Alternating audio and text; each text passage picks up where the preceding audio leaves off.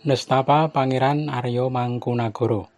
Kisah hidupnya sejak muda hingga wafat. Dialah putra sulung Raja Prabu Mangkuratjawi. Lahir dari istri selir Raden Ayu Sumarsono atau Raden Ayu Kilèn, atau juga disebut Raden Ayu Sepuh, dengan nama Raden Mas Suro.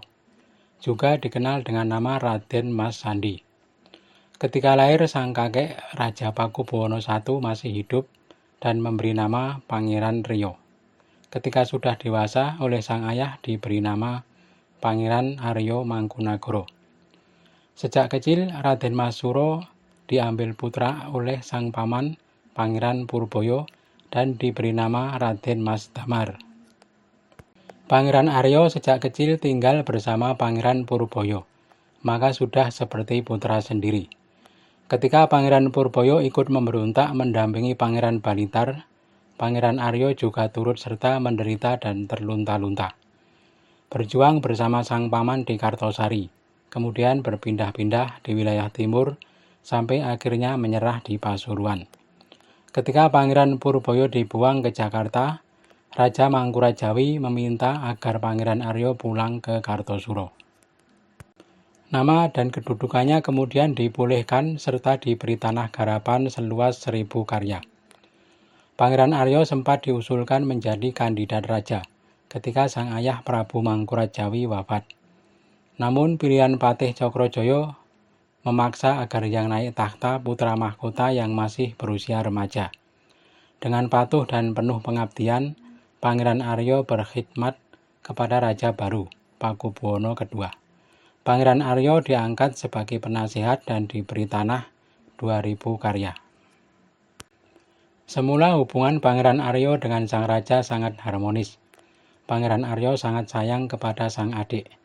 Pernah pada satu kesempatan, Raja Pakubuwono II berkunjung ke rumah Pangeran Arya. Apapun yang disentuh raja muda itu, apapun wujudnya, segera dikirim ke istana. Rasa-rasanya pengabdian Pangeran Arya kepada sang raja tanpa cacat, dan sepertinya tak akan renggang hubungan antara keduanya, sampai datang peristiwa tak terduga. Alkisah Pangeran Purbaya yang dibuang ke Jakarta pada suatu saat berkirim 2 kain batik yang sama. 1 lembar dikirim untuk putri beliau, Kanjeng Ratu Mas, Permaisuri Pakubuwono II. 1 lembar dikirim untuk sang putra angkat Pangeran Arya Mangkunagara. Kain milik Ratu Mas kemudian diberikan kepada salah satu selir kesayangan sang raja, Mas Ayu Larasati, seorang wanita cantik keturunan Cina dari Semarang. Sang raja dan banyak punggawa istana sering melihat si selir memakai kain tersebut. Namun si selir tidak awet tinggal di istana. Sang raja membuangnya, atau istilahnya dikebunkan. Pada saat yang sama, Pangeran Arya baru saja kehilangan istri yang wafat secara beruntun. 2 istrinya meninggal berurutan. Hal ini membuat sang pangeran sangat berduka. Setelah lewat masa berkabung, Pangeran Arya ingin menikah lagi. Dia tertarik kepada selir sang raja yang telah dikebunkan. Pikirnya, tidak apalah jika selir itu diminta. Toh sang raja sudah tidak menghendakinya lagi. Pada suatu hari, Pangeran Arya menghadap sang raja dengan memakai kain pemberian Pangeran Purbaya, yang sama persis dengan kain yang dimiliki selir dari Semarang tersebut.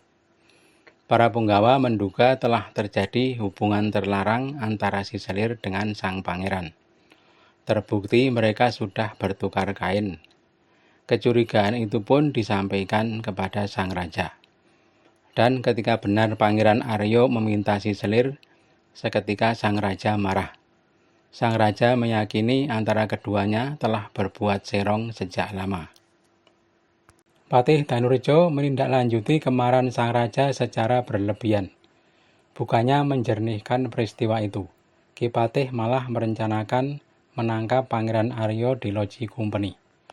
Pagi hari Pangeran Arya diminta datang di loji Kumpeni. Ketika baru masuk, Pangeran Cakraningrat dan Ki Patih Danurejo langsung menangkapnya. Pangeran Arya segera dikirim ke Jakarta. Selama 8 tahun, Pangeran Aryo dikurung di Benteng Jakarta menunggu nasib. Kumpeni berusaha mengulur waktu, barangkali sang raja memberi maaf. Namun Patih Danurejo terus mendesak agar Pangeran Aryo segera dibuang ke tanah seberang. Akhirnya Pangeran Aryo dibuang ke Ceylon. Yang mengherankan, ketika kapal yang membawa Pangeran Aryo sedang berlayar di tengah laut, tampak sebuah kapal lain sedang tenggelam. Para penumpang kapal tersebut kemudian ditolong dan dinaikkan ke kapal Pangeran Aryo.